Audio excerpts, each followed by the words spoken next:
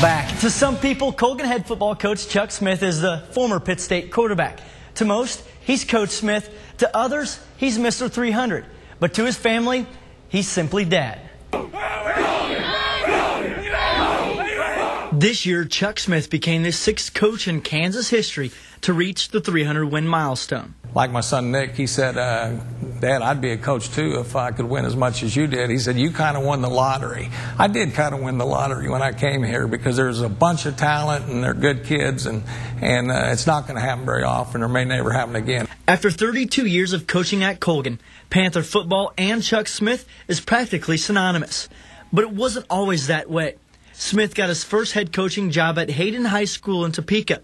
But when a friend gave him a call, he had to make a decision. My friend Ray Ryan called and said, Coach, we got a job opening. Would you like to come down here? And gosh, I was at a 5A school and I didn't know if I wanted to or not. And I came home and my wife had a list for staying and a list for going. Smith returned to Southeast Kansas, where him and his wife, Beth, raised 7 kids. All of Smith's kids went to Colgan, and naturally, his 4 sons went on to be all-state quarterbacks, and his daughters were Panther cheerleaders. It was the centerpiece. My boys were all good basketball players, and they were all good baseball players and enjoyed track.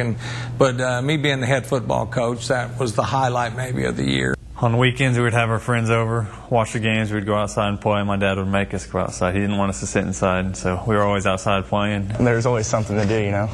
We always had football in the backyard. We have a big backyard. We got a field goal post back there. His sons were part of a considerable amount of his 300 victories, including a period from 2000 to 2004 when he won 66 straight games and 5 state championships. Growing up with you, couldn't wait to play under my dad, you know. Just a little kid and just dreamed. Played, I think I was ball boy for like 8 years.